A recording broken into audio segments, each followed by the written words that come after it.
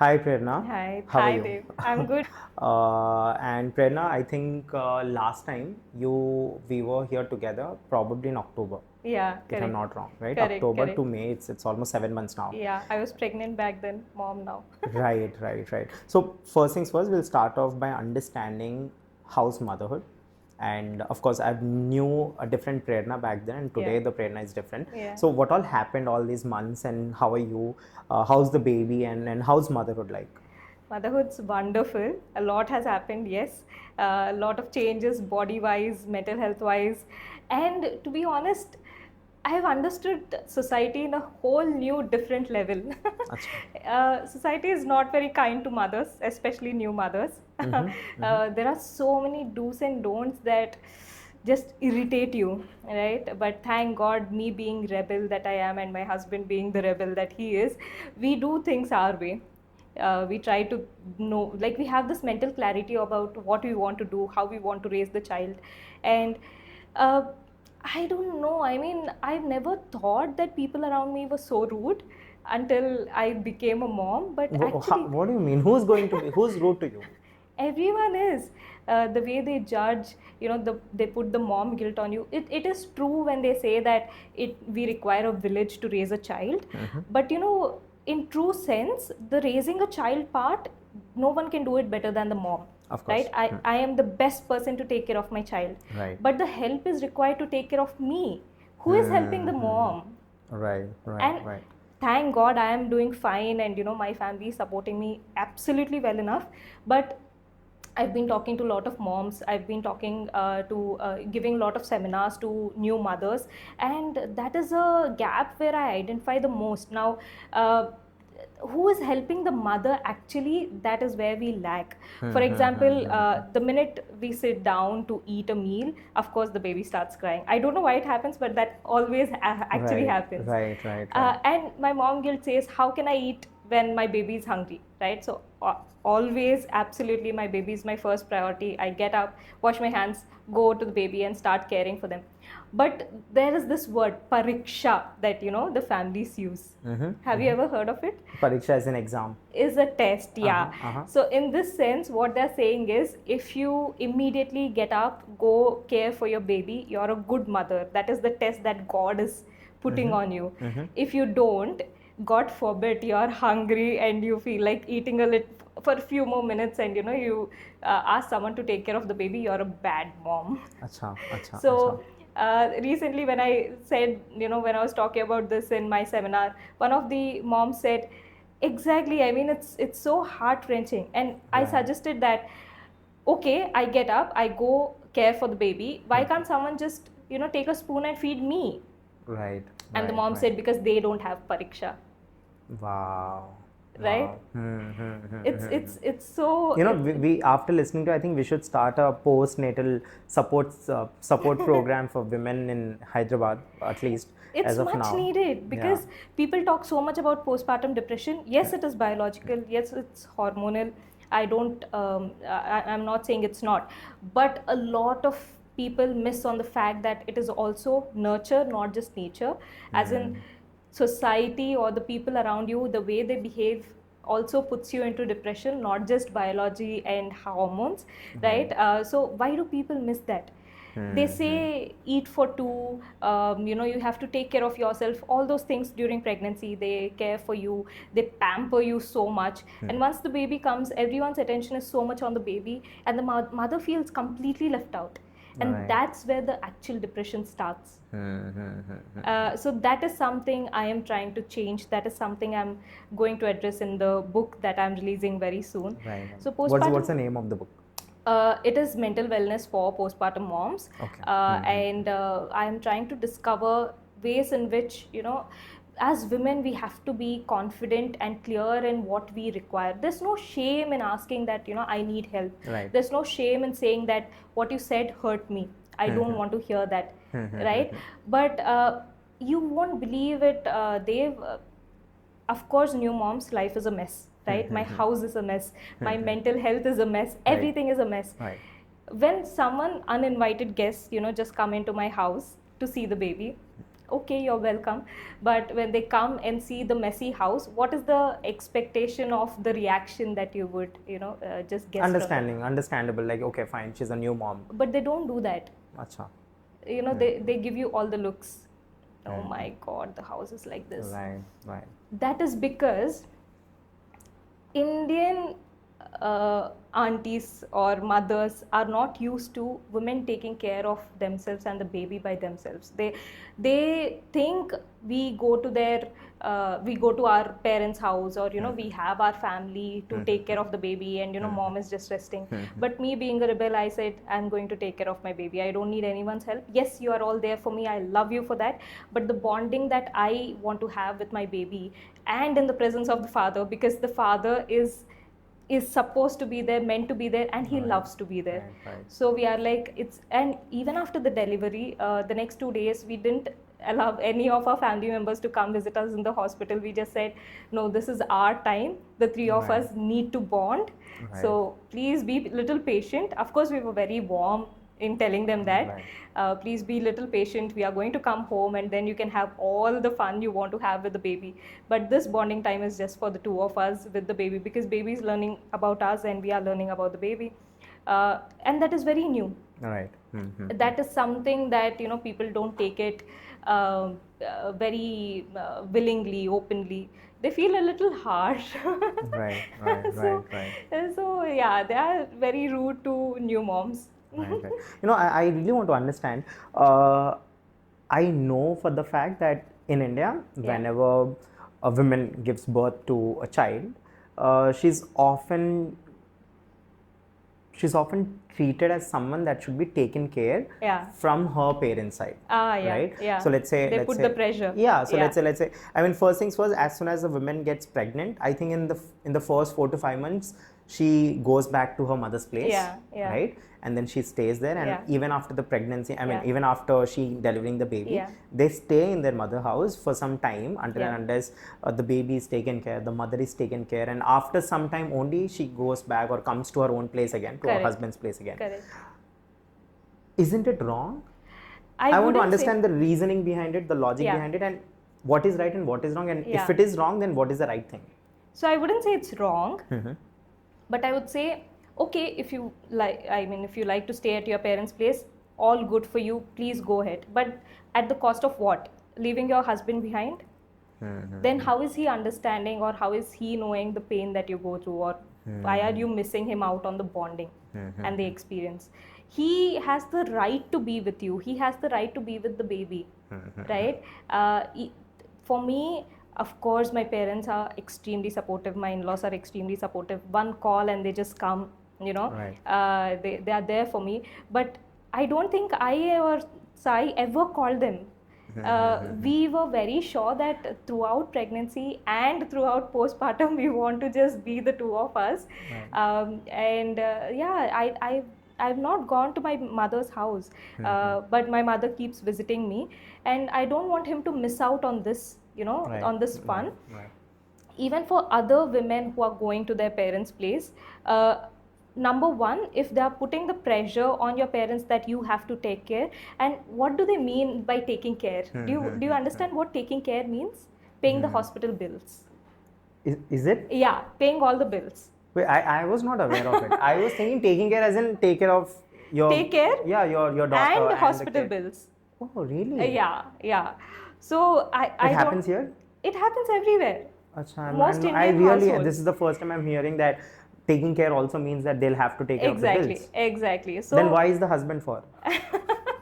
Exactly my point. Right. So we were very against, and I don't think in my, very thankfully, my household is such open that neither my in-laws, asked me to go, or, expected that my parents would take care of it, or my parents also, they don't mind offering, but we were very sure that, we are self-sustainable and, we don't want any of that. We just want you to be happy and enjoying with us. So that is the actual definition of taking care. Right. And why do they want the woman to go and be taken care by parents? Because they think the husband has an extra added burden of taking care of the wife. But isn't that what marriage is? Right. Right, So, of course. Yeah, I don't understand the concept. Yeah. We should start a protest now. Right? I mean, it's unfair completely. Yeah. But the bills part, it came out a shocker to me. When I was doing my domestic violence counselings, a lot of cases were there where the dowry was not just before marriage. It included if in case, God forbid, the couple are not able to conceive soon enough, and in their terms conceive in 3 to 4 months, which is just hideous. You have to give them at least 6 months to 1 year to conceive naturally. The IVF plan and the IVF bills are included in the dowry as well. Okay.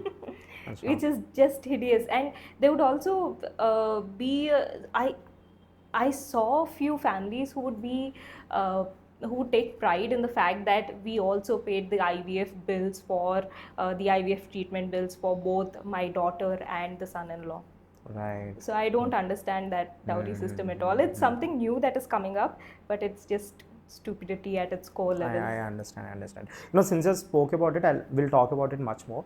But before that, I'd want to understand, there is a rise in IVF treatments nowadays, right? Yeah.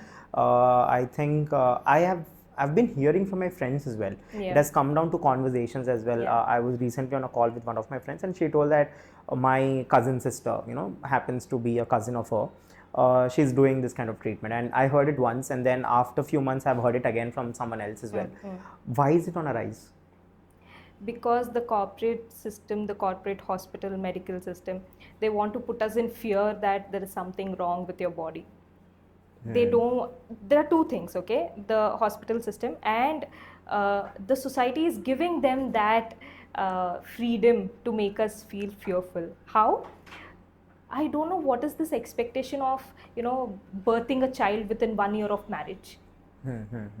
Why are you running? What is the need? Can't you just wait, have fun first, understand each other as a couple? You just got married. Arranged marriage, love marriage, doesn't matter. 1 year after your marriage, give a child.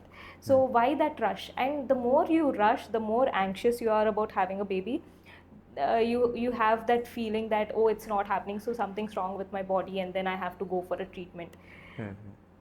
Truly speaking, there are absolutely so many cases that probably there's absolutely no problem, no medical treatment required, but still because of the anxiety and the rush, the rush that the family put them in, they just have to go for a treatment to have a baby faster. I actually thought that right now, since literacy rate is increasing, people are getting aware of lots of things, I thought these things are not happening these days. Now, as we say, is it a boon or bane, pros and cons? This is the wrong side of scientific advancement is what I feel. Yeah. How much does a IVF treatment cost? I am not really sure, but I'm sure it should cost like in lakhs. Right. I've heard it's expensive. Yeah. 2-3 lakhs I think is the minimum. Again, probably heard from my domestic violence clients, but not really sure of the exact price. Right. Now this is the time to introduce you. You do many things. I forgot almost what you do, but there are lots of things that you're doing, but then professionally you're a psychologist. Yes. Right. So, and in psychology, of course, I've seen your workshops that you give to domestic violence, people who have suffered through domestic violence, especially women. So we'll talk about that aspect first. I want to understand, how did you get into this profession of yours, psychology as a profession, psychologist as a profession? First, we'll start off with that, and then we'll advance into your profession and what have you been doing, and what are the things that you're seeing in everyday cases as well. Sure, absolutely. So I would like to say I didn't choose psychology, but psychology chose me. As in, when I decided, I think I was very clear on my goals and my visions, what I want to do, what I don't want to do. After 10th, I was very clear that I don't want to take math. How were you as a student? Till 9th, I was terrible, but something magical happened in 10th. I had this anger inside me that I want to prove that I'm a good person in general, probably. I was a very outrageous, rebellious teenager. So everyone around me just had negative, Did you complete your education in Hyderabad? Yeah. a part of my education. Oh, okay. So 10th I did pretty great. I got like 9.7 GPA, and my school didn't really believe that I got such high score. They were like, what, Prerana got such high score? Right, So it was like a shock to everyone, but it wasn't like Wait, if you a fluke. got 9.7 GPA, you're very young, Prerana. Yeah. I was the first of batch to get because I remember, I think the I GPA was system. I was the 4th or 5th, I guess. Okay. Okay. I was the first batch to get like So, if at all I'm we were in- 28. I don't mind telling my age. So if I at just all- celebrated my birthday. I'm sorry to cut you off. Please. When did you celebrate? Just day before yesterday. You did not call me. I'm sad. Yeah, But having said sorry. that, if at all we were in the same school, then you would have been my super senior. Yeah, Right? kind of. It would have been great to have you Oh, as thank a senior. you. I would have asked lots of things and known you way before. Please. I'm sorry. Yeah. So after 10th, So after 10th, I was very clear that I don't want to take math. And I loved English literature what was back your then. parents' reaction? Because 9.7 is very good. But As far as I again, remember. It's just the 10th SSC score, and it didn't come as fluke. I really worked hard. Right, of I course. worked so hard, especially on math. You were like 4th or 5th railer topper of Yeah, because just then GPA system was introduced. It's not like these days in schools they have 10 GPA, 10 people who got 10 GPA. Back then it wasn't like that. Right. Just 1 or 2, and I was like 3rd or 4th. And you must remember the fact that till then I was nothing. Till then, everyone had like a negative perspective of me. She's good for nothing, kind of a, Why is that so? I was not the good teenage girl. I really hated back then, if you look at schools, education system, particularly in Hyderabad, back then, there were lots of favoritism. Right, they're like, this girl studies good, so she gets all the favors done. The moment she enters, like people and teachers back of her, back of him. But then the people who did not study back then, it was terrible for them. School was terrible. I remember my friends bunking not because they were bad students. They were bunking because they were treated bad by the teachers. Right? Of course, because of the bad teachers. And I believe even now, I'm not talking about after 10th, because after 10th you do all those things. But before 10th, I believe if certain student is bunking, it's because they have bad teachers. So I was very lucky to have this one teacher in my life, Mr. Francis. He changed my life. And I tell this so many times wherever I go, because he was the one who found out my true potential, and he was the one who told my parents that let her do what she wants to do. Wow. It's okay if she's academically not so strong. And again, not so strong meaning 80, 85, 70 was not strong. Of course, right? back then. Now that we are mature, we are like, how does it matter? Right. So that was not strong, and I was the cultural leader of the school. Okay. So I was into dance and all the cultural activities. So if there's a event happening at the school, I am there. I'm there, either organizing the event or participating in the event. So he was the one who said she's good at what she does, so let her be. And 9.7, my parents were also surprised. So they were like, okay, do whatever you want to do, because I am the second born. Okay. So they have their wishes fulfilled by the firstborn. She's a topper, my sister. Right. Then me, and then our very pampered brother. So for me, I was like, you're the middle child? Yeah. I'm the middle child. So thank you. I understand. So no expectations from me. Right. So I was given the liberty of choosing whatever you want to choose. I took history, English literature, and civics. Why did you choose history? Is it because of maths, or did you want to?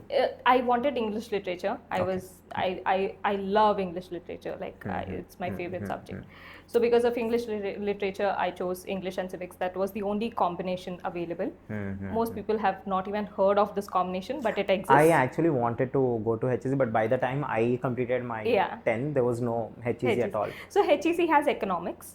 HLC, so it has literature. Okay, right. Yeah, so I know about HEC, I don't know about HLC. Yeah, HLC, again, the 2 years of inter, I was the topper because of passion for the subject. I was in the first 3-4. I wouldn't say the class first, but first 3-4, I used to, I was doing really good. And then I was very clear on the fact that I want to get out of Hyderabad. Right. Absolutely, go somewhere, get the experience. I wanted to go abroad. I also gave my SATs, but then some things didn't work out, and then I chose Christ University, Bangalore, and I chose the course PEP, that is Performing Arts, English Literature and Psychology. Achha. So in Performing Arts, I did theatre for 2 years. Okay. And then from that course, again, in that combination also, I was doing very well in psychology, though I was more interested in theatre. And this student exchange program to UK came in. In my second year, I was told that there is this exchange program to UK. But if you want to go choose that program, you have to leave the other 2 subjects and do a complete honors in psychology. Oh, okay. So that is the only way you can go to UK. So I said, okay, let me just do it. Right. So that is how I went to UK and did my psychology. But while I was in Christ, in my first year, degree first year. Christ Bangalore? Christ Bangalore. Bengaluru, Yeah. sorry. Bengaluru, yeah. So in my degree first year, I also did this course on life skills, sexuality and reproductive health, which is a course approved by the UNICEF. It is the only course approved by the UNICEF in this curriculum. It was amazing. It changed my life. It was by the organization called Enfold. It taught me so much about women's issues, women's health, about the entire gender spectrum, reproductive health, and that sort of also gave me a heads up into counseling. So that is how I started. When I was 17, I gave my first seminar to the Telangana government employees. And of course, it was not paid or anything, but the experience was like amazing. And I was told that I was the best facilitator, of the 3-day event that happened. So it really changed my life. What did you tell? I mean, what was the workshop spoke about women's health to Anganwadi workers. Okay. I spoke about women empowerment and all women issues. And then that was like my first workshop, seminar, talk, whatever you want to call it. After that, I moved to UK. I did my final year there, graduated in psychology, got my BPS, that is British Psychology Society membership. And then I moved back. Then I pursued my career in psychology for 3-4 years. And after getting married, I again moved to UK and thought of doing your masters. Yeah. You're also done doing your masters, right? Yeah, I'm done. So first things first, the lots of things you've mentioned, we'll go slow by one. Yeah. I want to understand your experience pursuing psychology in UK. Yeah. Because when we talk about psychology in India, or let's say problems that we face in India are completely different than the problems that people in UK face, right? Absolutely. Completely different, right? We are still at the basic level, and they are on a more awareness level even now, and the problems are completely different. So I want to understand how an Indian student from Hyderabad or from Bengaluru, Christ, can get into UK. That I understood, but then I want to understand what was the difference and how is the education of psychology in India is different than the education of psychology in other countries, especially the developed ones. I would say it's same and different at the same time. Here we are offered 2 combinations, at least in Christ we were offered 2 combinations, that is BSc Psychology and BA Psychology. Some universities do it, some don't. It is mostly BA Psychology, so they treat psychology as arts rather than science. But when you go abroad, it is most often treated as science. Oh, wow. Though psychology is pseudoscience. Of course, it doesn't have a definition. It looks like science, but it may not be science. Correct. As in, it's hard to prove, right? Because we are talking about the mind, and you cannot show the mind. Right.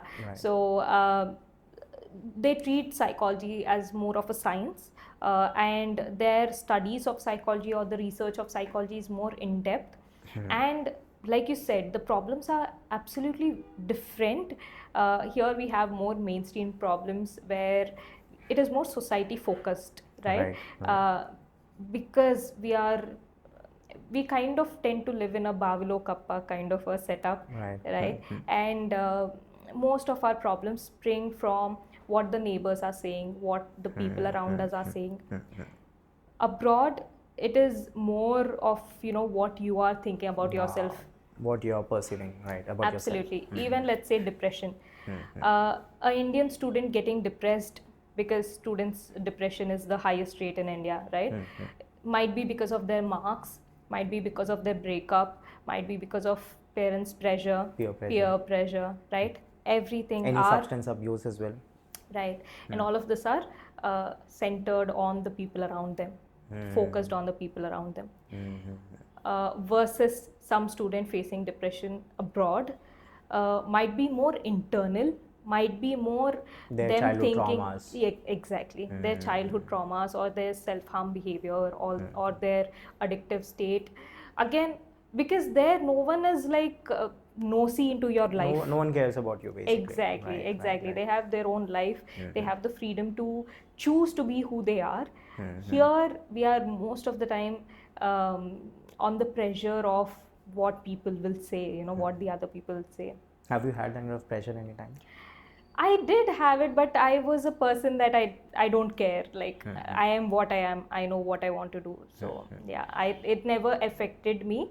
But of course, everyone in India, I think, faces. Not just India. I think all the developing countries kind of have this cultural system. Right. So when you completed your bachelor's from UK and you came back to India, was there any place that you interned by any chance? And if at all you interned, did you find the differences, the changes, and how did you adapt to it? In terms of psychology only. Yeah, I think my degree from UK benefited me a lot. That wherever I would go. Is it valid though? Rather than can you officially practice here in India after getting certification from? I have to get an extra certification in India, that is RCI, and I have to work a little harder to practice here. But then in terms of quality, I would say definitely. And I think I'm also praised for my counseling skills and my psychology skills because I have the quality of work rather than the quantity. Not just quantity, even quantity I'm doing like quite well. I don't think anyone has covered so many cases that I have done in just my, say now I'm 8 years of experience, right? And yeah, for a young person like me, I have done very well just because of the training that I have received both in India and abroad. Right. Because I've seen the contrast. I know what the real Indian problems are, and I know the Western mindset to it, and the best of solutions that you can provide as well, and also very updated Gen Z solutions. Right. Right, like what to say, what not to say. What's the, for example, let's take body shaming. Right, and previously counseling means some elderly person sitting there with probably a basic psychology diploma or degree, and they will just give you moral values. This is right, this is wrong, listen to your parents. Right. That kind of counseling doesn't work anymore. At least I want to say it doesn't work, and that is why I am succeeding in my career. Right. My kind of counseling is more their centric, more person centric, more what the client wants. A good counselor always knows what the client wants to hear. What is it that comforts them, right? It's not theory. That is where a theory and practical training matters. For a person who is not very well trained, who only knows theory, who only knows bookish knowledge, who only knows diagnosis and the tests, they will not be able to identify what their client requires in terms of counseling. So that is where the actual skill comes in, where every client is different. For example, for some client, saying this is okay, everything's going to be fine might work. For some client, giving that reassurance, if it doesn't work, they might get they might get irritated, they might get angry, and come back and say you said it'll work but it didn't work out, right? So understanding the client and using different approaches for different clients is where the actual training happens, and that is why a trained psychologists are always different from the other non-trained ones, and especially where psychology these days is taken very. I understand that people are coming to the fact that psychology is more important in our society. Right. Like mental health matters and all. Mental health matters, but training for mental health also matters equally. Wow. Not just anyone can give you a counseling. Counseling doesn't mean కూర్చుని మంచి మాట చెప్పడం, right? For all my Telugu audience, right. So it's more deep. Wow. Since you've mentioned about all these things, I really want to understand, of course, I definitely want to understand your way of counseling, but before that, I will get into your specialization. we have lots of specializations when it comes to mental health. People generally think that mental health is all about anxiety, depression, and ADHD. There are very few saturated words that people know about, and they use it multiple times without even knowing the meaning of it. But having said that, you chose, in terms of your counseling, you have chosen domestic violence, right, as your specialization. What drew you to domestic violence? Especially, I'm asking this question to you because you come from a background where you have a great husband, you have a great family, right? I mean, your in-laws are great, and your family, of course, last time you have mentioned, and we'll be talking about it as well. But then it just comes to me as a shocker that someone like you, who has all wonderful support from your in-laws end, would start counseling people on domestic violence. Because first things first, you might not relate to them because you have not faced it yourself, right? True. So relatability, that can't happen. Because I know that whenever there's someone, one of my friends, if they're talking about breakup, I can't relate to it because I never had a breakup, right? Even though I talk to them, I can't give them that, hits, this is your problem. I can't give that, right? Because I can't relate to them. But then you also similarly do not have anything like that sort, or you don't have your own traumas at all in terms of your marriage life. And now that you're counseling people who are into people who have suffered from domestic violence, it's just completely contrasting. So I want to understand, how did that become your specialization? Wonderful question. Starting off with my specializations, I specialize in two things. One is women's issues, and then international relations, of psychology of international relations. Right. So number one, when I stepped into women's issues, it sprung from a deep passion of wanting to do something for women. Achha. And this was when I was way younger, probably 17, 18. I think I was 16 back then when I decided I want to do something in the women's issues direction. And my passion sprung from working with a lot of women who actually faced different difficulties, and coming to relatability, I would say not just people hurt can do good counseling, people who are doing well can also give good advice. I think that is how we need to see it, right? Because my marriage or my relations are working very well, I can drive the people, my clients, towards to have a similar life, not a similar life, but to a better relationship. What can work? See, my marriage is working well doesn't mean I don't have fights with my husband. It's just that I know how to deal with the fights.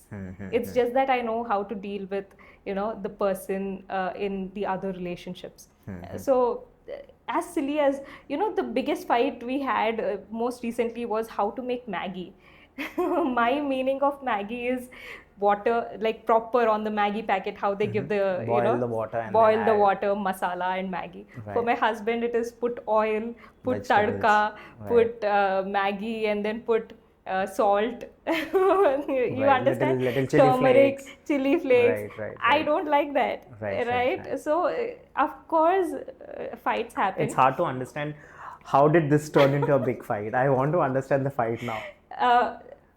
Postpartum, especially breastfeeding, exclusively breastfeeding moms are very hungry, very thirsty.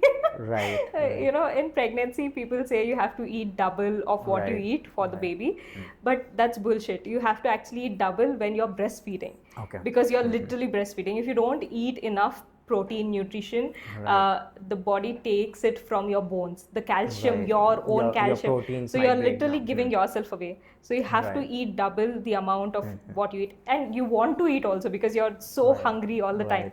So out of that hunger, I asked my husband, please Maggie bana do. And then he made this Maggie that I don't want to eat, and I've been waiting for an hour to eat something, and that hunger became anger. So right. You have become hangry. There's this word, no? Hangry. Exactly.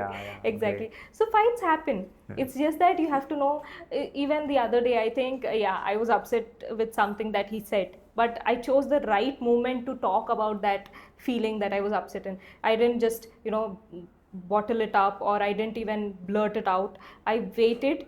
I know when I have to talk what, and then when the moment was right, I spoke about it. So these are the probably because of my psychology training, I know all these things, right? But passing on this information also comes as a part of counseling, right? How can you make your relationship a little better? How to communicate better? Exactly. And how can you maintain that dynamic of equality in your relationship? That is most important, Dev. I think that is something that our society doesn't talk enough about, respect and equality in relationships. But that is something I feel very deeply passionate to teach about respect, in relationships. Being on your podcast, I'm sure you would be playing games with your interviewees, but I would like to play a game with you. Are you up for it? Yeah, please. So I'll ask you a few questions and you tell me, in that scenario, who do you think is most respected? Okay. A 40-year-old man or his 65-year-old father? A 60-year-old Okay. father. A 40-year-old man or his 60-year-old mother? Mother. Think carefully once again. A 40-year-old earning man. Okay, earning man. Earning man who is the sole provider. Then the man, yeah, right? Of course. A 40-year-old man and his 60-year-old house help male. The man. Okay. 40-year-old man and 39-year-old wife. The man. 40-year-old man and his 42-year-old sister. The man. In the same household, say now the man has nephews, okay, who are probably say 6 and 10, okay, will they respect the 40-year-old man or the 39-year-old aunt? The man. Right? Yeah. And in such scenarios, even if the children, the nephews, are rude to the aunt, they don't correct them. They don't say, hey, you can't talk like that, talk rudely to your aunt. They'll say, this is the family, she's the outsider. This was very beautifully portrayed in one of the movies that I recently saw. Nitin's movie, Rang De. It was a beautiful movie. I don't know why it didn't do well, but Kirti Suresh played the female lead, and Nitin's nephew. Yeah, I've seen it. She would want to marry this guy, and he would be refusing. Exactly. Yeah. But then end up getting married. Exactly. Yeah. So, do you remember the scene where Nitin's nephew actually, is very rude to Kirti Suresh, and then she has to like shout on him, just shut up, and you don't know what you're talking about. Right. In that scene, literally the entire family is sitting on the dining table and no one speaks out. Even the next day, no one says, Atta to atla maatladi undakudu, or you shouldn't have spoke like that to your aunt. Right. Kirti Suresh has to defend herself. And this is what happens in most of the families. Respect means number 1, gender, number 2, caste, number 3, who's earning. Right. And casting is also still there again, because in terms of respect, because who is the house help, right. And the least is the woman. So woman has to face respect based on the caste, higher caste woman, lower caste woman, age woman, non-age woman. Again, women law, they have their own fights. So in just 2 minutes, you just made me say that India is still a patriarchal society. It is. You made me. I mean, Are you doubting it? No, of course it is. Yeah, it is. And maybe before we were very outright about our patriarchy, but now we are subtle, but it is there. It is definitely there. And you see it a lot in terms of, like I said, the married woman is always the outsider. So even if my son does something wrong, I will still defend the son and not the outsider, because ultimately I have to protect my own family. Right. And women keep fighting with women. I don't understand this logic at all. No, I do understand this. So I'll tell you what happened. I think I was recently on a trip. Okay. And we were all friends, and of course there are 2 girls. They met for the first time. And they just met for just last 1 hour, and after this 1 hour we stopped at a place to eat something, and this woman was talking against this woman, and this girl was talking about this girl, and this girl was talking about this girl. I'm like, dude, it's just 1 hour that you guys met, right? And they had their own batches, in that just 1 hour of time. And I was like, and I told my sister about this, that that's why women are women's enemies. There's no need of judging someone that quick. I think I have a very subtle equation with women. Any day you ask me why am I here, I'll tell it's because of my mother, because of my grandmother, and because of my sister. I've never given credit to my father as well, though he has to get some. But I've always given this because I remember when I wanted to start the startup. I mean, no, not the startup. When I wanted to start the podcast, I needed that initial investment, and my grandmother did it for me. Wonderful. And then I needed some more help. My mom did it for me, right? So I've been always a startup junkie. So I used to have different organizations, startups. So the first laptop, I told my mom that, Mom, I want to do something like this, so and so company, I want to do it. But for that, I want a very high performance laptop.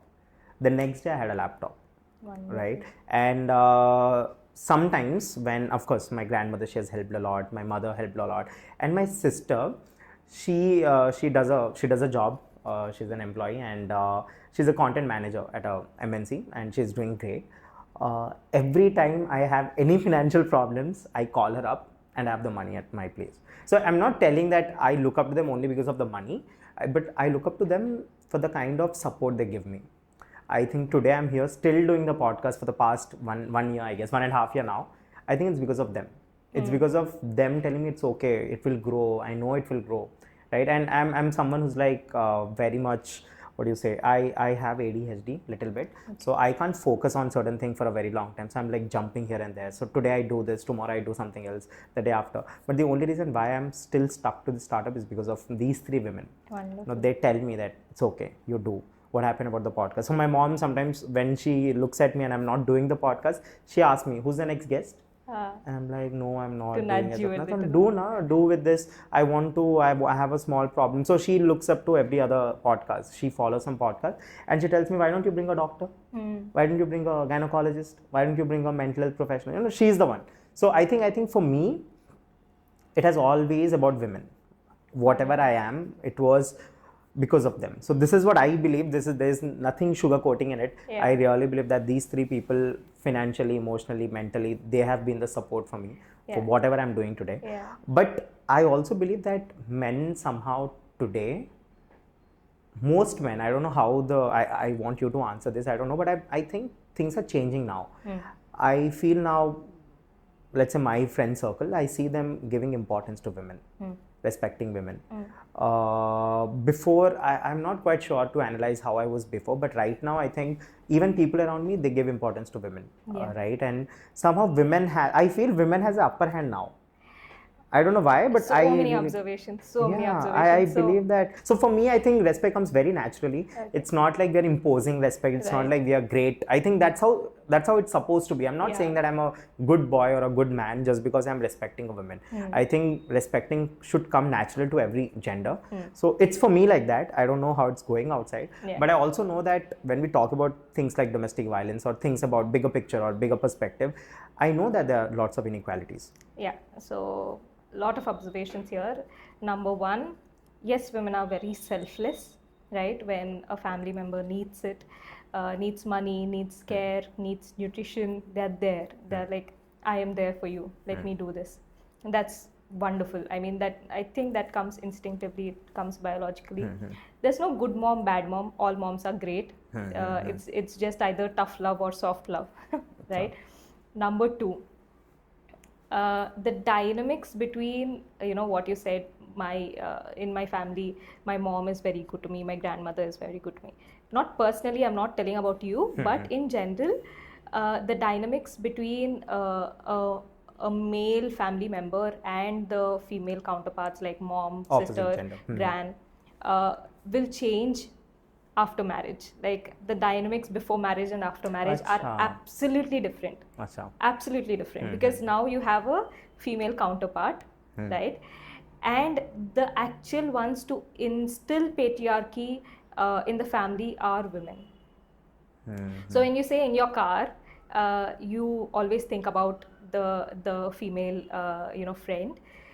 The only person who will say, "Arey, what she's doing too much overaction," is a woman. Wow. So even tomorrow, very, very great for your mom, sister, and grand to support you. But if in case you have a fight with your wife and maybe the wife was actually the right person in the argument, they will still support you. And that is where domestic violence starts. Right. It's not the men. The men kind of grew into, yes, we respect women and we don't really care about, these small jhagdas. They evolved. I wouldn't say everyone, but some parts to some of extent. They really did evolve. But I don't know why women are still stuck in that generation where we need to instill fear, we need to instill that subordination, we need to instill that kind of insecurity, hierarchy. And also insecurity starts in most of the mothers, my clients, because I look at them very frequently. The mother-in-law is always fearful that the newly bought in daughter-in-law will take off her son. What does she even mean, take off her son? And even men should understand that it's not a competition between your mom and your wife. Stop saying, oh, you made this upma just like my mom, what wonderful. So you're telling your wife that it's a competition? I hate this. I really hate this who say, I don't know, but they say, I've heard it, that she takes care of me like my mom. Exactly. I really hate this. Wife is wife, mom is mom. Of course. You cannot love your first child better than second child, or they are like your two eyes. Mom is right in her own place, and wife is right in her own place.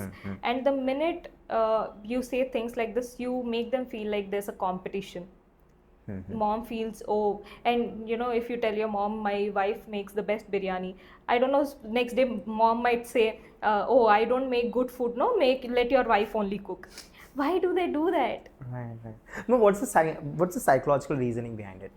It is more springing from the patriarchal mindset that women are still stuck with. They have to evolve a little more. They have to put in, because see, most of the times they feel we have gone through life in a certain way, and you will also go through life in the same direction. Like, we will pass on our traumas to you, we will pass on our culture to you. Selfish. It's being selfish, right? Not just selfish, they kind of want to protect the family's cultural roots, which are not really cultural roots but traumatic roots. And so when a newly married daughter-in-law comes into the house, they expect the daughter-in-law to change entirely, like from her food habits, from her sleeping habits, from her dressing habits. But when they say marriage is not between two people, it's between two families, that is in the true sense, the entire family is meant to change. You have this new person in your house. If you had a grandchild in your house, like now I have like a newborn baby, right? So everyone in my house is adapting to a new night routine, new food habits, new everything. Right. Why doesn't that happen when a new daughter-in-law steps into the house? It is meant to happen, right? Everyone is meant to change here and there. So you're suggesting the way to actually end patriarchy is not just when men evolve, it's about when women evolve also. Absolutely. And most of the time when I do. This is by far the best. I mean, I've never thought about it, myself. Even though I'm a researcher, I try to find out things. And nowadays ChatGPT is there. So any question I have ChatGPT won't tell you this. I know, right? ChatGPT fails. It comes from. I know, right? So it's like Prerana 1 point and ChatGPT 0. But wow, this is really new to me. Wow. So for patriarchy to end or patriarchy to go down, men should evolve as much as women should, and women must evolve as much as men should. Absolutely. Wow. And most of the time what happens is patriarchy is not a fight between two enemies. Like, you see World War, one side and the other side. Right. You see any kind of war, or even movies, there's the hero and the villain. Patriarchy is so difficult to win over or evolve from, because we are always fighting with our loved ones. So women go 1 step forward, 4 steps backward. Today probably I might fight saying I want to wear a sleeveless blouse. Like, I'm quoting the basic. Of course we all evolved from there, but I'm saying that. No, we did not all. We all did not. Okay. There's still places. You know this, right? Of course, yeah. So, but if I fight with my parents that I want to wear a sleeveless blouse, parents or in-laws, and then the next day I'm like, acha, theek hai, they are my family ultimately. Let me just give in. So even though you fought like a very big fight, then again you will satisfy yourself, you will calm yourself down, and then come 4 steps backward. So a fight that this is a fight that never can be called achieved. It is always evolving. So yeah, men are doing better than before, I would definitely agree, but even women have to do better than before. They should not get stuck in that cultural system. They should not get stuck in this pain that someone's stealing my son from me, or someone's. And these days what we call a joint family is with the in-laws, right? Living with the in-laws is now called joint family, right? So in all these joint families, there's always this kind of are you taking my son away from me? Are you changing him? I want you to please elaborate on this more. Okay. Because I personally have heard lots of stories about this. So my friend's sisters or my brother's sisters, how do I put it? Boyfriend's name. My male friends. Yeah, my male friends, sisters, or my male friends' brothers. The moment they're getting married, because my friends, they're not getting married, of course, they are not that old. Okay. So their sisters, their brothers, every 2-3 weeks, I hear that there's a fight between their mother-in-law and their daughter-in-law, right? Yeah. So I want you to please tell me more about this. I definitely want it to go online. So when we say men need to change, men are changing, okay? The husbands are more, more accepting of the change that they have to, and they're doing it out of love, not out of force or pressure, right? Right. But the mother-in-laws are so insecure that oh my God, you changed my son is like a sinful thing. He would never eat tomato before, now you made him eat tomato. He would never drink coffee before, now you're making him drink coffee. So what if they're having a good moment? And we talk about peer pressure, Dev. The best peer pressure example is not the teenagers in the college, it's the neighboring aunties that put peer pressure on our mother-in-laws, right? There were so many instances that I will give you an example. One of my clients told me, after they got married, of course you're in that honeymoon period, right? And you want to spend a lot of time with your husband, so it's natural that they both wake up late, or they have their own time to get dressed and come down and start sitting with the family. The very next day after the wedding, the neighboring aunties would come and ask, "Enti inka kodal pilla kindak digaleda, kitchen lo kraleda?" And even if the mother-in-law is such that she doesn't care about it, these neighboring aunties putting peer pressure on the mother-in-law makes her want to be angry, makes her want to, because that is kind of telling her that you chose the wrong daughter-in-law, you chose the lazy one, you chose the bad one, and where she wants to show off that her daughter-in-law is the best, and now she failed her friends. Right. So then she starts getting cranky and starts showing up on the daughter-in-law, and she's surprised. My 5-star mother-in-law, who is the best Bhagwan ka den that I got, very next day after marriage, what is this shock that I'm getting? Right. So the peer pressure actually happens or starts from there. That is the biggest peer pressure that our society is facing. That and they ask, "Oh, did your daughter-in-law cook today? Does your daughter-in-law put tea for you? What does your daughter-in-law do?" And they have to kind of put up a good image in front of the others, because my daughter-in-law is superior than your daughter-in-law. And this is where mother-in-law starts telling the son also, even if son doesn't mind his wife doing some small things like overstaying at her parents' house just out of love, or when she says, "How can you not be angry?" and instill that anger in them. That is where actual violence starts from. And when we talk about domestic violence, it's not always physical violence. It is mental violence, it is psychological violence, emotional violence, right? There are so many types, financial violence, and now there is something called as social violence as well, where on social media, where if you kind of, can I do that? Please. So when we talk about domestic violence, it is not just physical violence that we are talking about. Domestic abuse has all 5 forms, where we are talking about emotional abuse, financial abuse, social abuse, and social abuse is a very new thing that has come up, where this is new for me, I never heard of it. Yeah, where you might say you're blackmailing your wife into saying, I might put your pictures on social media. What? Yeah. This is happening now? This is happening, yeah. Our intimate pictures on social media, and or any of the personal stuff that that will go onto social media, and that is social abuse. So all these kinds of abuse are part of domestic violence.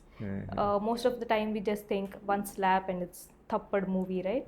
That's just. But all of this, so just one tweak from your neighbor's aunt can actually lead to all this. Of course, right? All and of this. you won't believe they might be doing it wantedly, because this aunt might have provoked that aunt in the similar way. So she might just be taking revenge. Who knows? But it's so silly that these things still happen. I would like to say that again, I think I mentioned this last time as well, that our grandparents' generation was fine. Our generation is doing a little better. We have a long way to be fine, but it's the middle generation of our parents. Something very bad, very wrong happened there. They all screwed up, and they have this trauma that they want to pass on to. Right? And if you look at your grandparents, they understood the concept that marriage means friendship. First become friendship, best friends for life, and then being partners is like a cakewalk, right? But our parents didn't really understand that. And now I think our generation is almost understanding that, right? Being best friends. And the best example I can give you is very recently I saw this reel of the movie Mithunam. Have you seen it? No. SPB sir and Lakshmi Garu, I think. Did it release soon? No, it released a few years ago, but very beautiful movie about two couple in their elderly age. And the husband remembers each sari of the wife, and he narrates to her, you wore this sari for this particular event in our life, you wore this sari this particular event of life. So what does it mean? The best friendship that they could ever have. We sort of miss those friendships these days, right? And that is the actual key to being a good partner, right? And that friendship, if that is being nurtured in a relationship, somehow these mother-in-laws get kind of jealous, is what I'm seeing, which is not meant to happen, which is very toxic, very unhealthy thing to happen. But they are the ones who are spoiling it. They are the ones who are instilling this fear and anger in husbands, which is very sad. It pains my heart that most of the time if I speak to the couple for 1 hour, I at least make sure that I speak with the mother-in-law for 30 minutes, so that I make her understand that this is their life. Of course, you're the mother, no one can replace you. But wife and husband is a journey for a lifetime. And if the husband is only thinking about his mother and not the wife, he might lose on a very precious relationship. Right. This is provocation by mothers, basically, which we have mentioned. I really I am very unhappy about it, but in reality, that is happening so frequently that I have to talk about it. Of course, I heard it myself as well. But there's another provocation in terms of husbands as well. We'll talk also from daughter-in-law, why daughter-in-laws also behave in a certain way. But from husband's perspective, I just know one thing. I'll just tell you, and then you fill me up if I'm wrong. I have seen that husbands, they have a certain ego, or male ego, whatever you call, male ego. And when someone says ki, "Arey, teri biwi ye nahi sun rahi hai kya?" Like when they say ki, "What, your wife is not listening to you," or "Why is she acting like this?" That actually makes this guy to be like a man. Now I have to dominate. Now I have to tell her. Now I have to shout. I've seen it, and I've seen provocations. I've seen provocations where people around him slowly starts provocating him. Like just like you mentioned about mother-in-law, this is just one aspect of it. One aspect and only one side. So let me talk about the second side, which is the mother of the wife. Is side ki mother-in-law. Okay, so both. Achha, okay. Achha. So what happens? The wife wakes up, she's bored of doing chores, so she decides, okay, 6 o'clock in the morning, no one's awake, I can talk to my mom for hours. The first question, oh, did you wake up? Okay. What are you cooking today? Okay. What time did the son-in-law come home last night? Oh, so late. He didn't tell you where he's going. You know, the provocation comes from that side as well. So not just this side of the mother-in-law, that side also is instilling that insecurity, and it kind of came to a point where our generation feels the nuclear family setup where just wife, husband and the child are more healthy and happy than the joint family. Again, the meaning of joint family has completely changed. Now joint family means being with the in-laws is very unhealthy. But it pains my heart. But that is how our generation is driven to. What are your views on joint families versus nuclear families? Joint families were very good when they had that concept of relationships means friendships.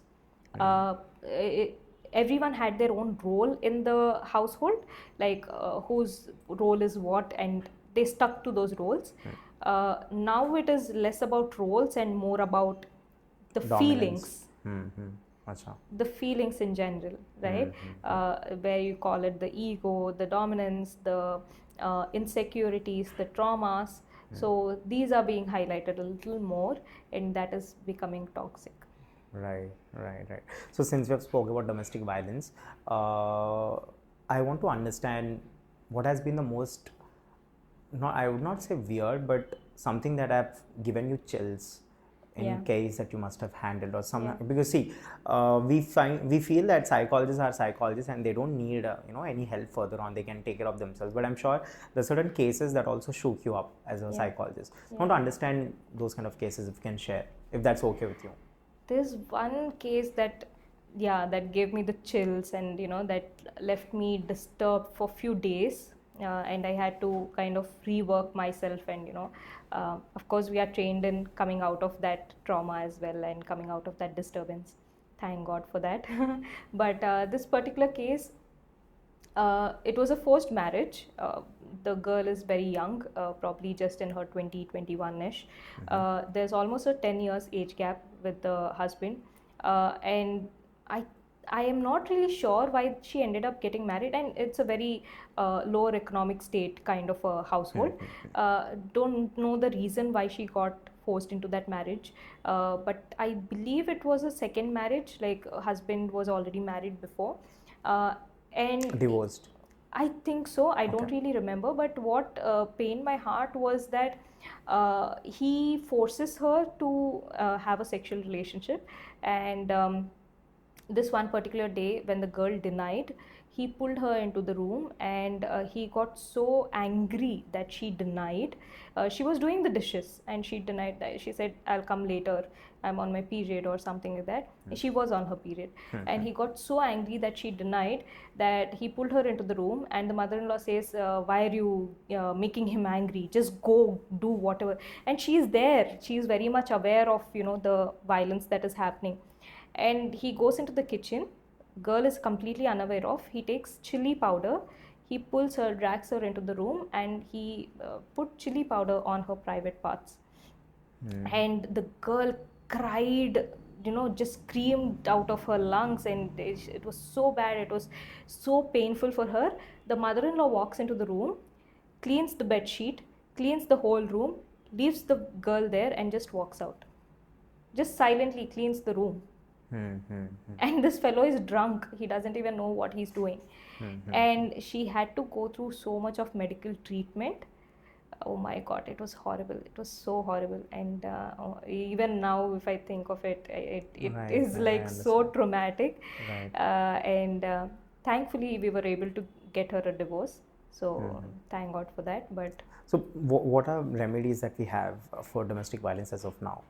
Oh, we have the 498 how cases. How do you feel judicial or administrative remedies for these kind of abuses? Do you think these are up to the mark? There are pros and cons. There are absolute true violences that are happening, and the jurisdiction, the judiciary cases that we have are meant for these kind of cases. But it is also going into the wrong hands. Like even people who have not been part of any violence are being, misuse is victims to this judiciary. I would talk both on the men and the women's side. I've known a lot of innocent men who have been succumbed to this, judicial system because of wrong cases, and I know a lot of women who have really been beaten up, victims of pure domestic violence, very strict domestic violence, and we've saved them. So it's both ways, but I see a very uprise in the cases that innocent men are being subject to these cases when they are actually innocent. So any remedy? I mean, so we are talking from the perspective of women, and of course there are certain safety measures, and it's also true, we can't deny that women are not suffering. There are lots of women who are suffering every day. We can't deny the suffering of women just because few false cases, right? But at the same time, but the few false cases are becoming more false cases. Exactly. Now I want to understand, because those false cases are actually they are spoiling the case for these actually violent cases. Right. These women are losing the credibility, authenticity of the case because of those false cases. Right. So are there any measures now that has been taken for the men as well to not suffer? Not really, but I can see that we are going towards that direction. So I hope it happens more sooner than later. But I think one suggestion where it can become a little more of a remedy is where we put more emphasis, more focus on proofs of the violence, or actually violence is very difficult to prove as well, as I'm speaking out loud, but counseling actually helps. So that is one very beautiful way that government has brought into as a suggestion, where every 498 case that has been registered, it is mandatory for the couple to go for counseling, and the counselor will actually know who has done what, and whether the crime has took place or not. So that is a very good thing that the government has initiated. I hope that works out a little more well in favor of actual victims rather than innocent people being convicted. Prerana, I want to understand, since you're doing many things, but your main profession being a counselor, a psychologist, how's life like as a psychologist? How does it look like? How do you have that work-life balance? How do you spend time with your family and then with your work? And of course, there are cases, as you have mentioned, that disturbs you as well. So how do you keep that balance, and how's life as a psychologist?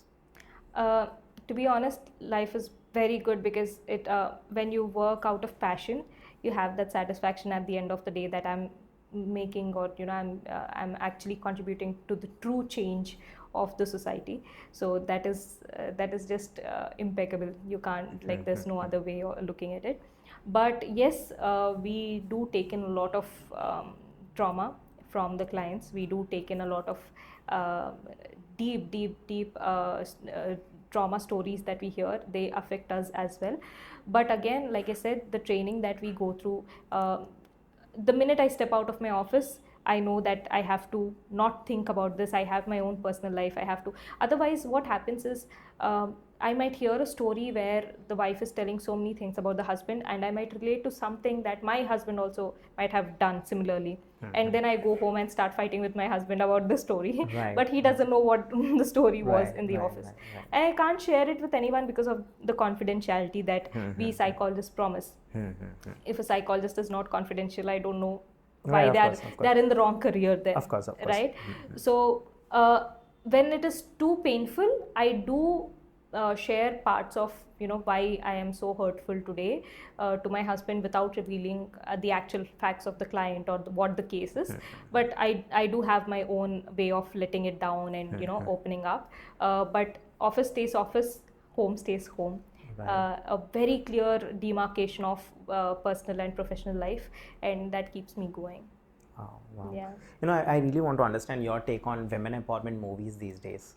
Right? I think there was this recent movie, not a recent movie, but a remake of some Malayalam movie, which was remade in Bollywood, into Hindi movie. I've seen the movie.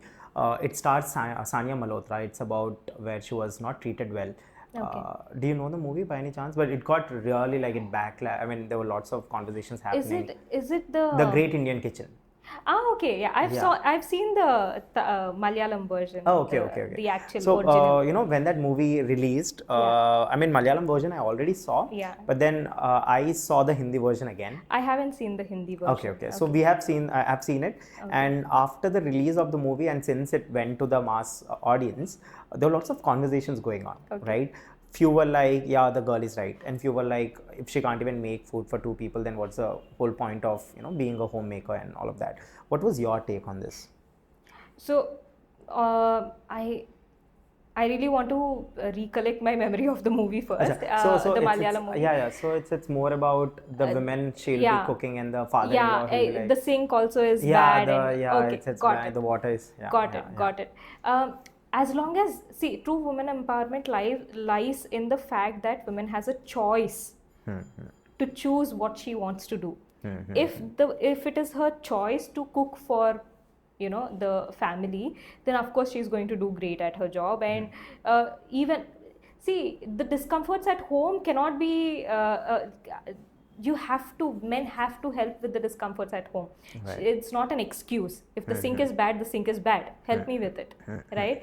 For a man, if the house is not clean and he has the right to come over and shout, how can you keep it like this? And when you ask him, can you help me with this because I can't do this? How is that not right? Number two, when it is not her choice and when she is being forced into something, like I remember she asked the father-in-law if she can work, right? Yeah, and he she denies. Can go to right? Yeah. So who gave the father-in-law the right to say that? Right? Again, I want to share a very personal story. Please. At a point, there was this case where the father had a problem with the son-in-law's career. Okay. Son-in-law's career. Son-in-law's career. Okay. Even before marriage, and he said he has to change his work, he has to change his career, only then he's getting married to my daughter. It's a decent career, but he was just not very for some reason. For some reason. So I asked him, is it okay if tomorrow after getting married your daughter will be forced into either working or not working, or doing this job or that job? He said no, she needs to have a choice. Then how can you force the son-in-law to have the same career? Equality again.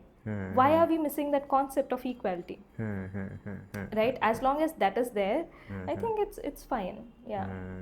Wow. I've got many thumbnails. I'll use all of it. But having said that, Prerana, of course, there are lots to discuss. We'll have a part 2. And of course, it will go on for a long time. We will still talk a lot.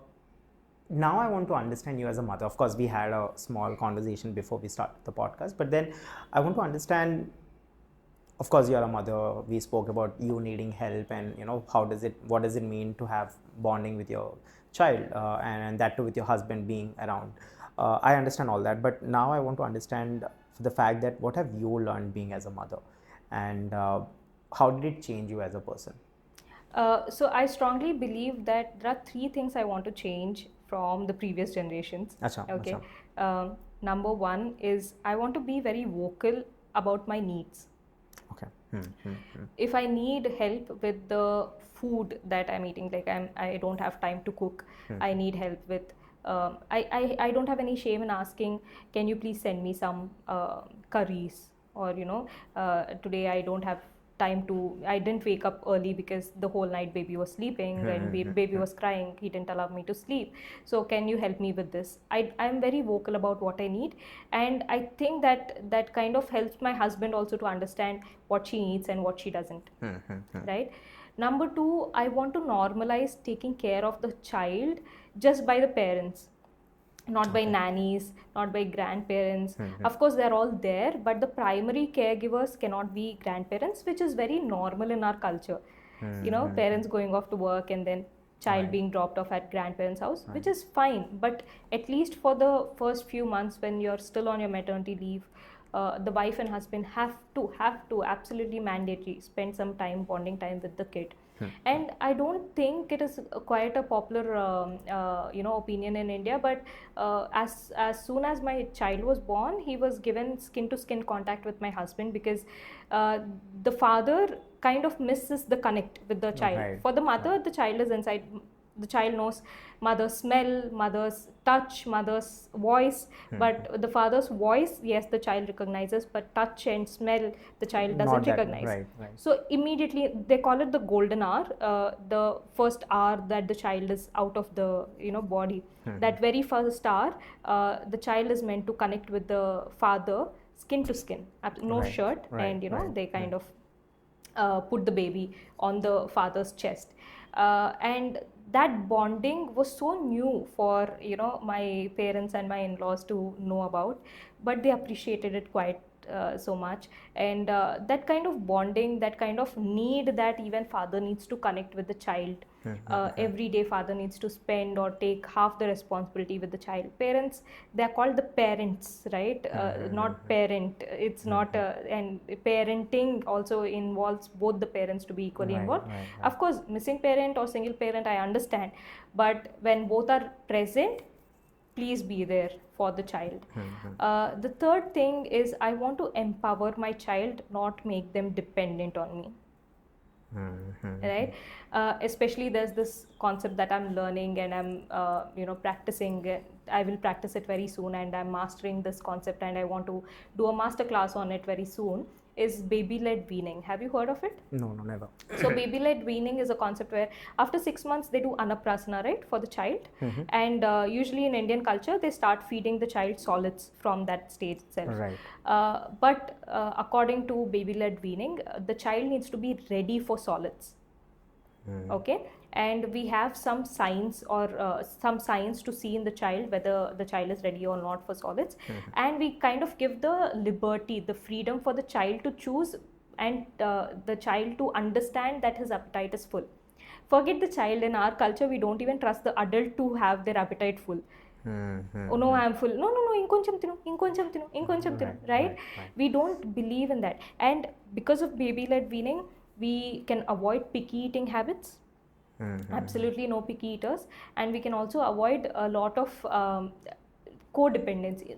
We kind of emphasize on codependency and avoid complete dependency, right? And this makes a mother's life so much happier, healthier, because the first 6 months, that is from 6th month to the 12th month, the child is being nourished by breastfeeding and formula, and at the same time solids become kind of an experimentation, right? So the child gets to choose what they like, what they don't like. It's more like a fun play thing, right? And they get to identify what their likes and dislikes are, and they also learn on the most essential habit of eating by themselves. Right. So this becomes a very good skill for them in the future, and takes the worry out of mothers. Oh, I was a very bad picky eater. What do we do in this experiment, or what do we do in this process? It's not an experiment. It's a full blown a theory, right? Baby-led weaning. What we are doing is, from the 6th month onwards, we are identifying how the child, the signs that the child is ready for solids, and what we feed the child, and how the child is responding to it. And at the same time, we are nourishing the child, and slowly, as the child becomes older and older and starts taking solids a little more, we wean them off from the breast milk very happily, rather than usually breast milk weaning is very traumatic for the child. Understood. In this they case, keep on grabbing, they want it, they keep on crying. Exactly. And it's very uncomfortable also sometimes. Not uncomfortable, it's very painful. They sort of get this feeling that my mom doesn't like me. Yeah, I want to be closer. See, when we talk about breastfeeding, it's not just for hunger. It is for connection, it is for emotion. Child wants to breastfeed when they are fearful, when they are when they want to just feel hugged by the mother, when they want to play with the mother, when they are hungry. So all these connections are kind of lost. I've never knew anything of this. I have not, so many things that I've got to know today. I'm glad that you're here. Thank you. And that too, as a mother, because this time we had like much more topics to talk about. Absolutely. Thank you. So even I was thinking, I have so much content that I want to share. I know. So breastfeeding has a whole so many things that the reason for breastfeeding is just not hunger. Right? So all this is lost, and the child, one day suddenly, if I say, no, I'm not going to breastfeed you, only eat solids, the child is going to feel like, oh, my mother hates me.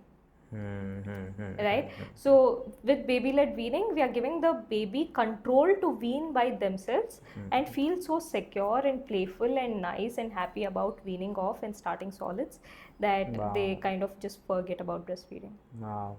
I'd really love to. So you're doing a workshop soon? Yeah. Okay. I'm doing a masterclass. Please let me know. I'll definitely put it on the stories or something. I'll try to. I think many mothers should know about this, and absolutely. I've also known very upcoming mothers. There are few in my friend circle. I don't know. This is like mothers. I mean, for me, I'm seeing all mothers like about to be mothers everywhere around me. Wonderful. I'll definitely. Like I said, I had this mental clarity of at what age what I want to do and what you always wanted to be a mother at 28. Yeah. So when I was very sure that I wanted to get married by 24. Just one day after my 24th birthday, I was married. The muhurtam was also like so well structured with my plan. And the day I got married, I knew that by 28 I want to be a mom. So just 2 months before I was turning to 27, I was so anxious, like my plan has to work. And I celebrated my 27th birthday, and the very next month I found out that I was pregnant. Wow. And then I delivered my baby. 2 months later, I'm celebrating my birthday as 28. Wow. Yeah. So it's just 2 days apart? Yeah. My birthday and my wedding anniversary. Today is my wedding anniversary, actually. Oh, happy. Thank you. Please. Thank you. I should do the max. You just told me that you celebrated day before yesterday your birthday. So I should my have birthday. Yeah. Very bad at max. No problem. I also did not take max. Like you. Yes, that's how we connected. Right.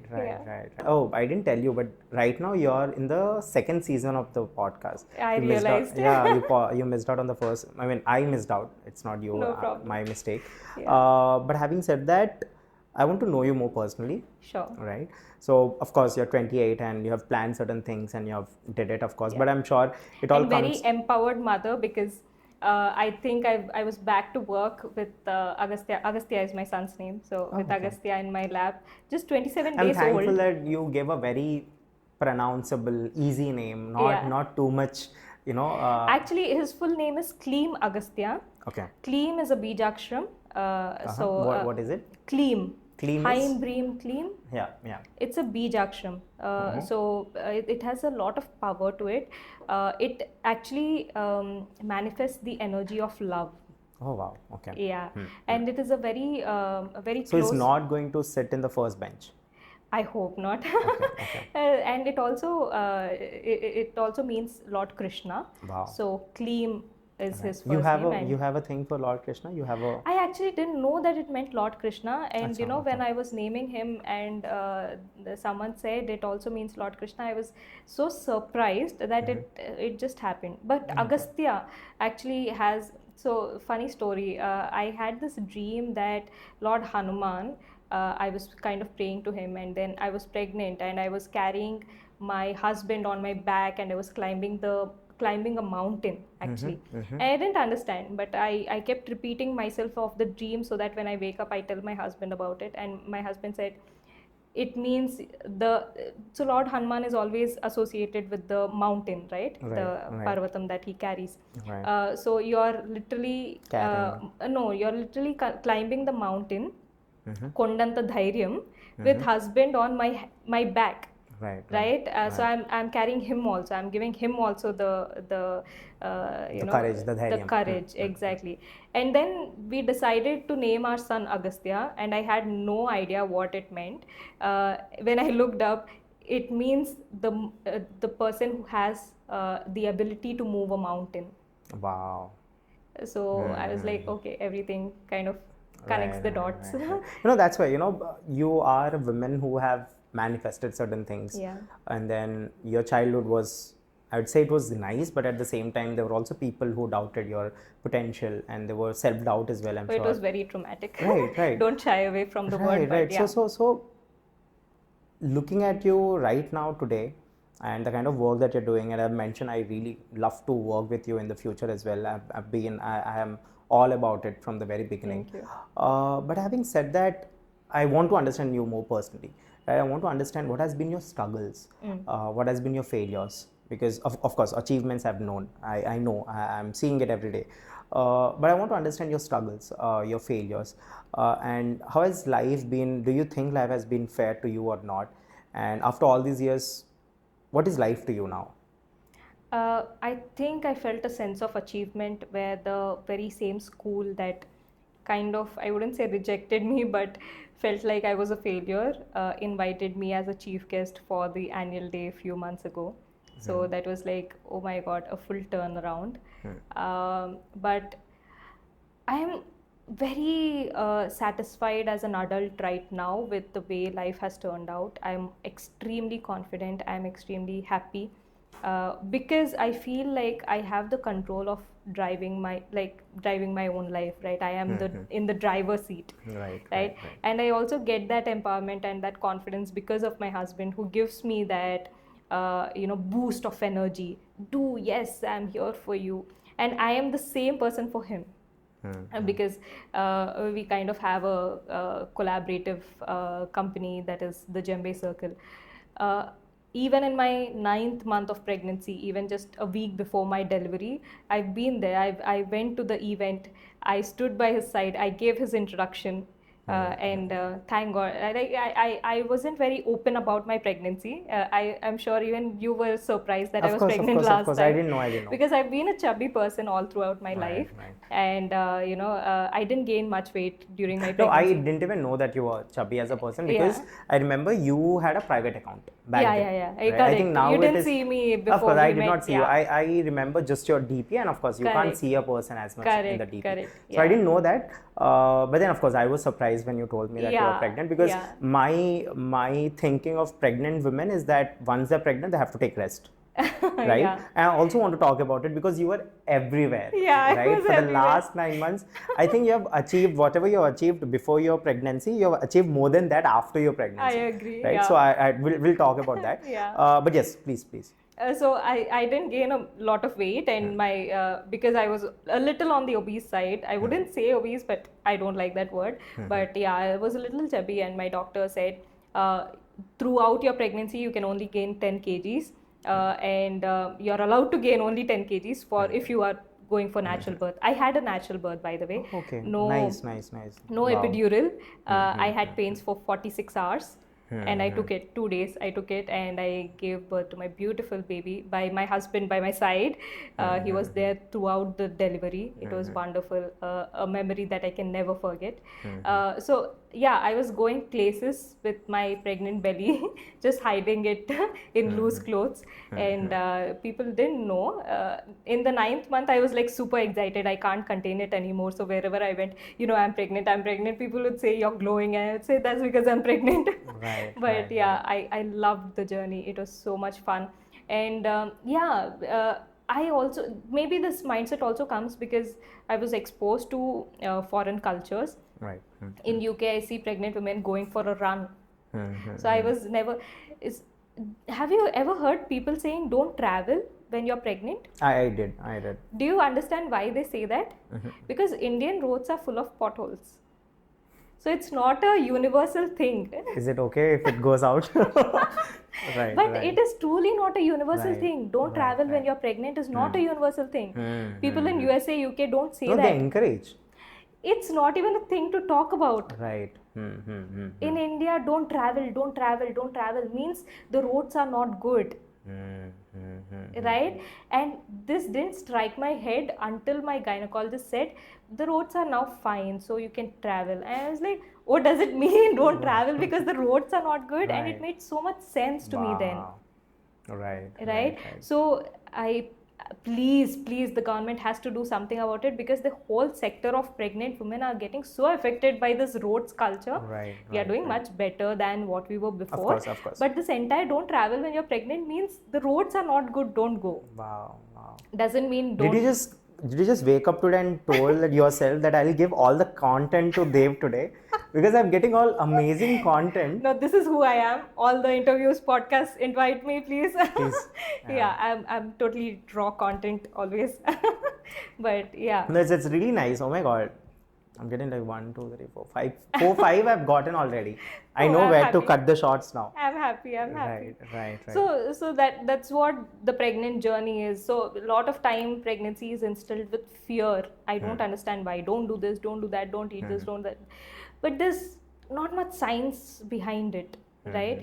So for example, it comes down to how much careful you are. I think it's just that you have to be a little more careful. Care also. Careful. I'm talking about you being careful, right? So maybe they might say, don't take the stairs. I live in a duplex house. I take stairs every day, and I kind of have the bedroom on the first floor and kitchen on the bottom floor. So every time I want to change my clothes, I would take the stairs like 7 to 8 times a day. Right. Throughout my pregnancy. And oh my God, you will not believe this. For natural birth, on the day of the delivery, to induce pains a little more, I was asked to take the stairs, double stairs, not even like single flight of stairs, double stairs for almost 20 minutes. And I did that in 4 turns. So in the 2 days, I had 4 times stairs exercise. Okay, and I was asked to exercise every single day, and I loved walking. For 40 minutes I used to walk every day. And people in my society, in my community, the apartments, they would ask me, are you crazy, why are you walking, why are you exercising? I'm like, I would exercise every single day, and that is why I had the best birthing experience. No epidural. I delivered my baby naturally, and I had no perineal tears at all. 0 perineal tear. Wow. So that was my goal. It's very rare though. It's very rare. No tears is very rare. Absolutely. I mean, I don't know much, but at least know that if there's no tear, then it's really it's an rare. achievement. Of course, It's an achievement. No, I hear about pregnancy stories only from my mom. Yeah. She tells me even now that how much I, gave her headache, or my sister gave her headache. She always talks about it. She tells me that the easiest pregnancy was of my sister's one. Okay. She's the elder one, so that was the easiest. I was a little tougher on her, but my younger brother, he was like crazy. He was very hard on my mother. So I wouldn't say mine was the easiest, but I would say it was the most cherishable, because yes, labor pain is no joke. Okay, not everyone can take it. Now I know that, right? But I was physically and mentally prepared to take that amount of pain. Like mentally, I would say every single day that if you take pain for those 1-2 days. Were you scared? No, absolutely not, because I was mentally prepared, and I knew that this was what I want to do from probably like when I was 17, 18, like when I took the reproductive health course, right? When I did that diploma, when I did that specialization, I knew that this is naturally women's body know what they, how to deliver, right? And nothing is required. And I am kind of person who can take a good pain threshold. So I was not worried. I was not bothered. But having my husband by my side throughout the delivery was such a blessing, and he loved it. And he was a little fearful that looking at so much pain, of course, your loved ones, oh my God, what would happen? But I think we had the best time of our lives. It's just a blessing. Yeah. What's life to you now? What's the definition of life for you? Our son, raising him into a very good, respectful citizen, into a human being, someone who respects everyone equally, someone who bonds with nature. Me and my husband, we love nature. We connect so much with nature. We believe in we are more spiritual side than the religious side. And thank God we were allowed to have any spiritual chantings. So the place where we gave birth was very open about it. Is Sanctum Natural Birth Center in Madhapur. It was it's a birthing center and not a corporate hospital. I've been hearing about it a lot. I was actually planning to, call the founders and have a conversation. I am very well associated with. Please let them know that I saw it. I think 3 months back, and I really loved the whole concept of it. And I thought of sending them, but then I was busy with traveling. I will tell Dr. Vijaya. You said that she would love it. Yeah. So I was allowed to have any spiritual chantings in my room. So throughout the delivery in my labor room, we had Arunachala Shiva. The chant going on, and that is how I delivered my baby. And I was given the choice of any position you can deliver your baby in, not just like sleeping, laying back. Of course. And there's also this standing position, positions. So many positions. And being a Bharatanatyam dancer, I love squats. So throughout my pregnancy, I told my husband, if they give me a choice, I'm going to deliver in squats. Right. So did you? Yeah, I delivered in squats. Yeah. Wow. But I have actually heard that the very natural way of delivering is squats. I've heard it. Squats and forehands, so hands and legs. Okay. Both. So I've actually seen this movie. I mean, because of movies, I'm learning lots of things. I mean, everyone are getting educated lots of things from the movies. So I've seen this movie where previously women, they used to deliver by standing, like in the squat position, where they were tied.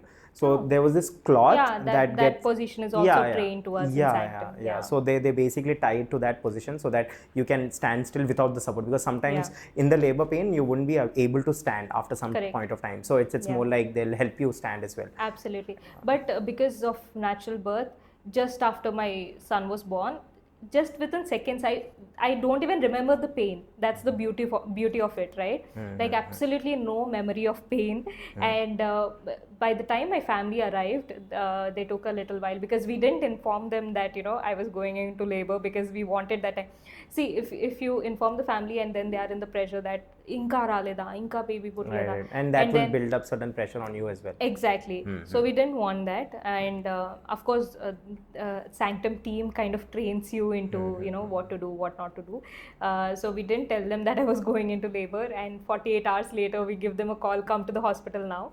So they took kind of an hour to come after the delivery, and just within that hour I stood up, I gave the baby myself, I gave the baby to my parents, and I started walking.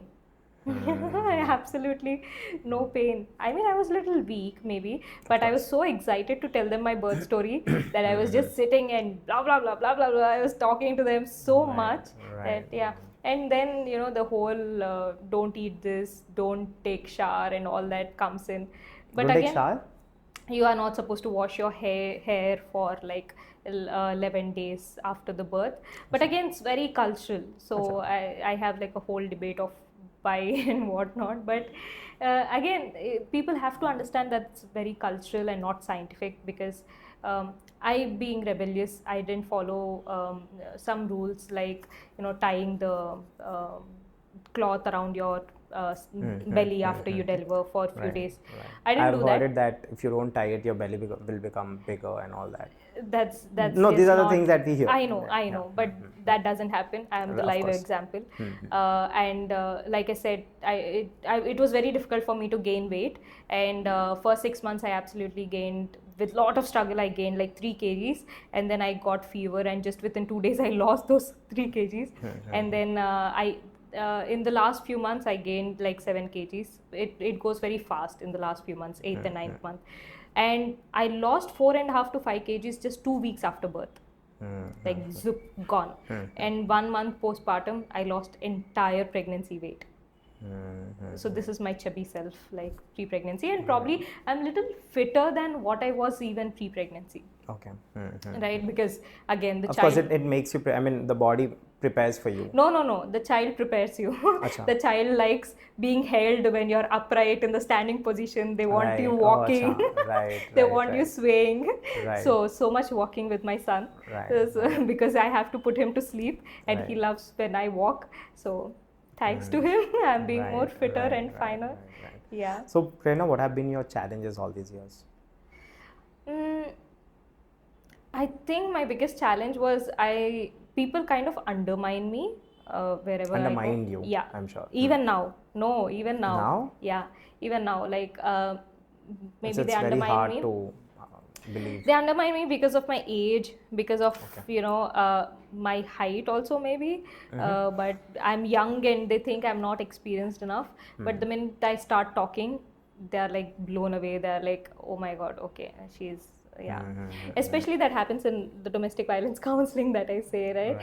So people think I'm like the soft spoken, but I really shout on the domestic violence. No, on the abusers, I really shout. So do you have that? Like, I mean, you have that one-to-one also with abusers as well? Yeah, of course. Wife and husband both have to attend counseling for sure. So you shout at them? Sometimes we have to, because they come in drunk, they don't understand the concept of patriarchy. Sometimes they even in the counseling they kind of get so angered that they might they might hit the wife, so we have to be so stern, so strict with them, right? So they might take me a little lightly, she's soft spoken, she's a woman, she's just short-heighted, young, and then the minute I start talking and I start talking facts and I start talking like you cannot do this, then their ego gets hurt. Yeah, but I'm not practicing domestic violence because I'm on my maternity leave, but I might get back to counseling in general a few months after. And other challenges that you faced? I think my family has been like a huge support and huge, there's always this thought at the back of my head that I shouldn't put them down. I should kind of... You shouldn't let them down. I shouldn't let them down. I should always kind of do things that make them proud. But again, me being a little rebellious, I kind of go out of my way. And did this thought come to you because you want to, or did that come from some external factors? Some trauma that I went through my childhood. So it was always kind of a competition in my house because 3 siblings, who is doing better.